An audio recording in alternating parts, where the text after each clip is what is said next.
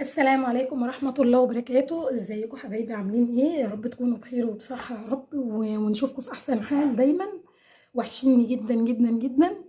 والنهارده جاي لكم بحاجة جديدة بقى، قلت تجربوها معايا. اللانشون اللي هو لانشون اللحمة في البيت وبطريقة نظيفة وسهلة، بعيد عن ان احنا نشتري، ونحاول نوفر طبعا، ونحاول نعمل لاولادنا حاجات نظيفة بايدينا.